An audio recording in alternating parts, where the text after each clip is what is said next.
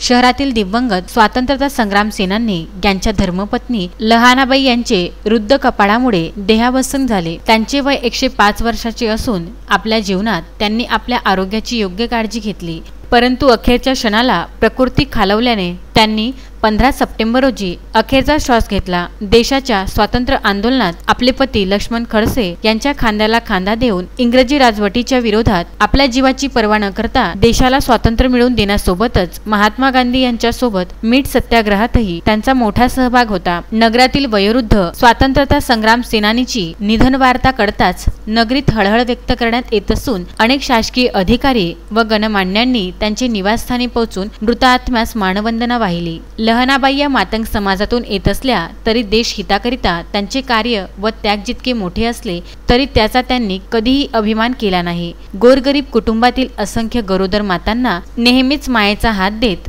त्यांच्या सुखदुःखात त्यांच्या पाठीशी खंबीरपणे उभ्या राहून दीनदुबळ्यांना न्याय मिळवून देण्यासाठी तसेच मातंग समाजाच्या उत्थानाकरिता त्यांनी नेहमीच पुढाकार घेतला। असे देश व समाजासाठी सतत धडपडणारे अष्टपैलू वटवृक्ष लहानाबाई खडसे आज आपणास नश्वर संसारात सोडून देवाघरी गेल्या। स्वतंत्र संग्राम सेनानी लहानाबाई यांचे पार्थिवाचे राम गणेश गडकरी स्मशानभूमीत शासकीय इतमामात त्यांचे पुत्र निळकंठ खडसे यांनी मुखाग्नी देऊन अंत्यविधी करण्यात आला। तत्पूर्वी सावनेर पोलीस स्टेशनचे पोलीस निरीक्षक अशोक कोडी व त्यांचे सहकारी अधिकारी कर्मचाऱ्यांनी पुष्पचक्र अर्पण करून शासनातर्फे मानवंदना व श्रद्धांजली दिली। या प्रसंगी नगरातील अनेक गणमान्यांनी लहानाबाई यांच्या जीवनावर प्रकाश टाकत श्रद्धांजली अर्पण केली। पियुष झिंझवाडिया, विदर्भ न्यूज, सावनेर।